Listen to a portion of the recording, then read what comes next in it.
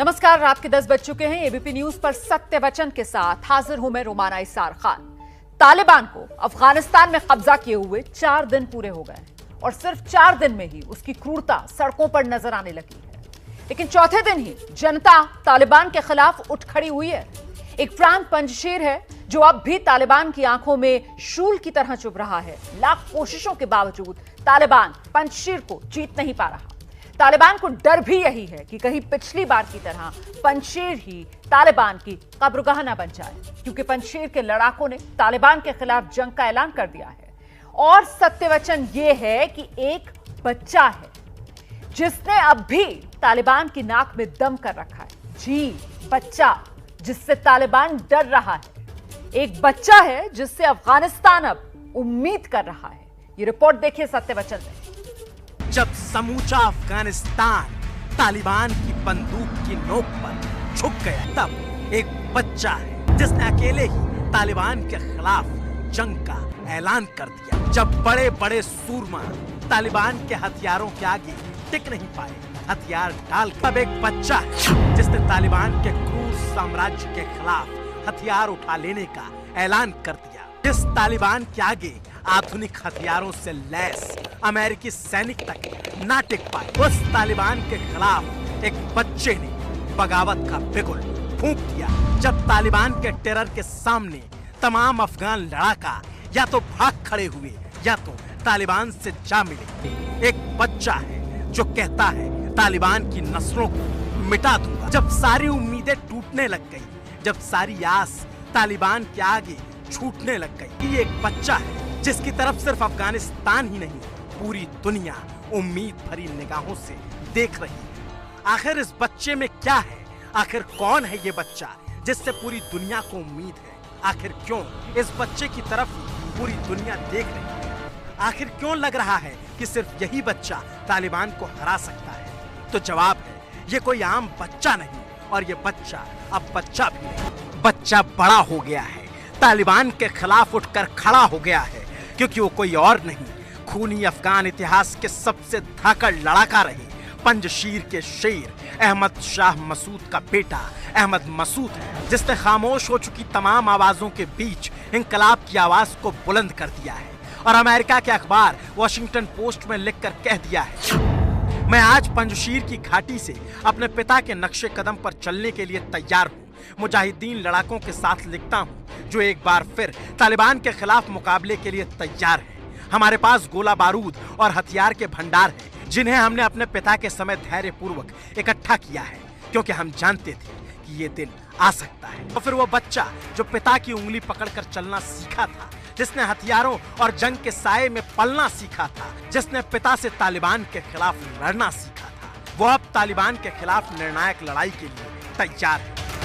और अहमद मसूद के लड़ाकों ने अब हथियार उठा लिए। जिनके चेहरे पर ठीक से दाढ़ी तक नहीं आई, उन्होंने अपनी सरजमी के लिए राइफलें तान ली है और खड़े हो गए हैं पंजशीर के नए शेर अहमद मसूद के साथ, जिसने कह दिया है 1998 में जब मैं 9 साल का था, मेरे पिता मुजाहिद कमांडर अहमद शाह मसूद ने अपने सैनिकों को उत्तरी अफगानिस्तान की पंजशीर घाटी में एक गुफा में इकट्ठा किया। मेरे पिता की लड़ाई तालिबान शासन के खिलाफ थी। तालिबान और अलकायदा के इशारे पर 9 सितंबर 2001 को उनकी हत्या कर दी।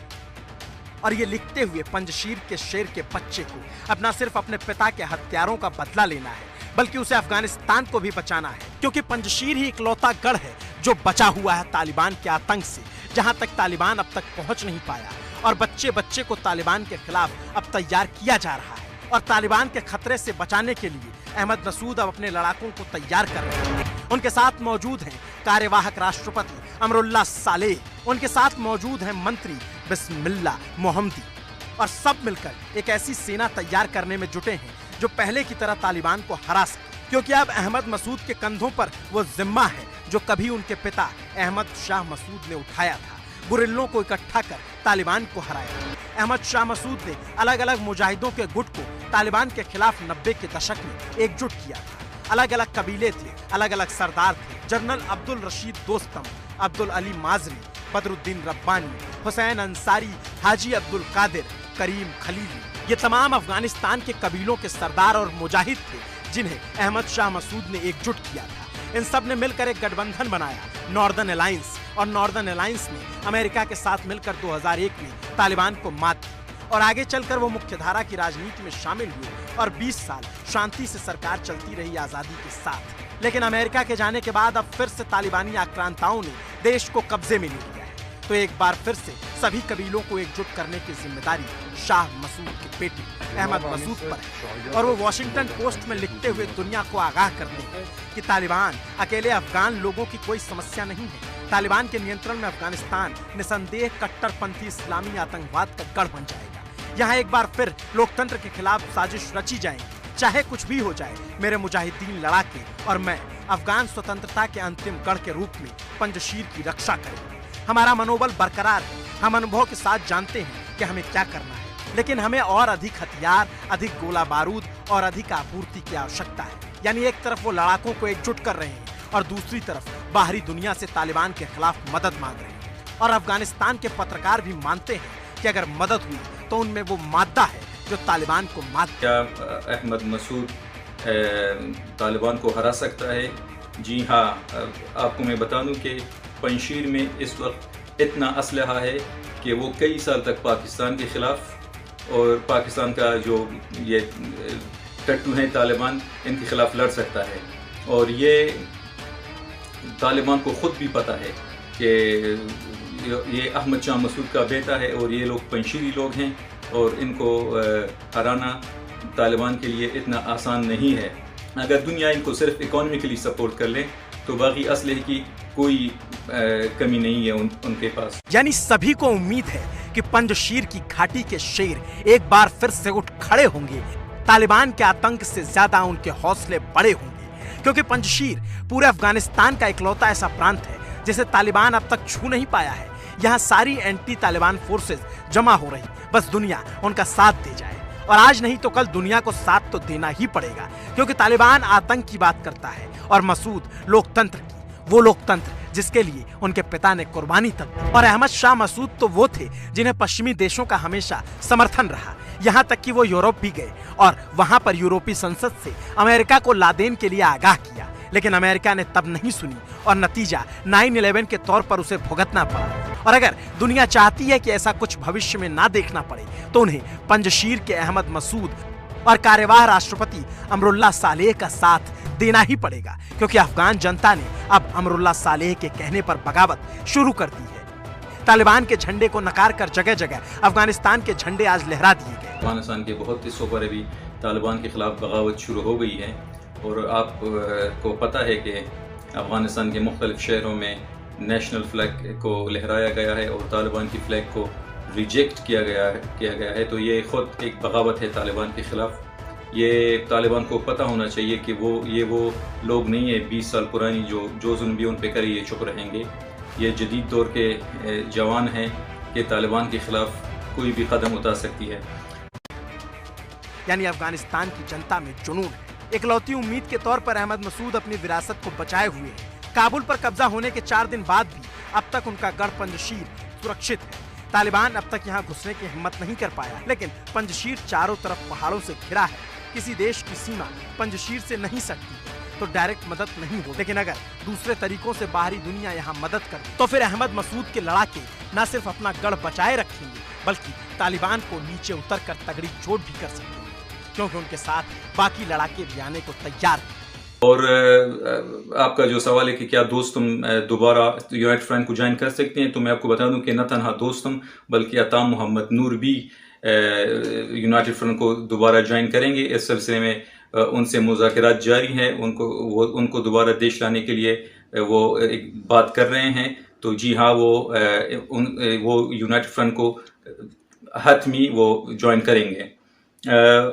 आपने जो कहा, आपका जो सवाल, यानी साफ है कि आज नहीं तो कल सारे लड़ाके तालिबान के खिलाफ इकट्ठा हो। और आखिर में एक सवाल ये रहेगा कि अगर पश्चिमी देश उन लड़ाकों के साथ आ जाते हैं तो फिर हिंदुस्तान किसके साथ जाएगा? तो जवाब है यकीनन अहमद शाह मसूद के बेटे के साथ हिंदुस्तान खड़ा रहेगा, क्योंकि अहमद शाह मसूद हिंदुस्तान के दोस्त थे और तालिबान पाकिस्तान के पक्के दुश्मन। तो समझे आप, सत्य वचन यही है कि पंजशीर और पंजशीर में मौजूद अहमद मसूद यही है वो जिससे अफगानिस्तान इस वक्त उम्मीद कर रहा है कि मुंहतोड़ जवाब ये तालिबान को दे। पुलिस और खुफिया एजेंसी चप्पे चप्पे की जांच में जुट गए हैं। एक पिकअप ट्रक है, इस पिकअप ट्रक में विस्फोटक होने की सूचना पुलिस को मिली। इसके बाद इमारत के आसपास के इलाके को खाली करा दिया गया है। पुलिस ने कहा है कि अधिकारी संसद के पुस्तकालय के पास संदिग्ध वाहन की जांच कर रहे हैं। ये इमारत संसद भवन और अमेरिका के सुप्रीम कोर्ट के बेहद करीब है।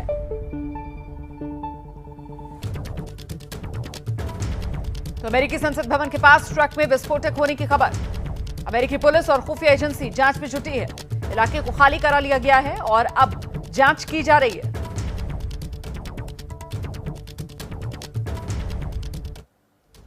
उधर न्यूयॉर्क में संयुक्त राष्ट्र सुरक्षा परिषद की बैठक में विदेश मंत्री एस जयशंकर ने पाकिस्तान पर इशारों ही इशारों में बड़ा हमला किया है। जयशंकर ने कहा है कि दुनिया के कुछ आतंकियों को पनाह दे रहे हैं पड़ोसी देश, इसे बर्दाश्त नहीं किया जा सकता। The international community holds a collective view that terrorism in all its forms and manifestations must be condemned. Unfortunately, there are also some countries who seek to undermine or subvert our collective resolve to fight terrorism. That cannot be allowed to pass.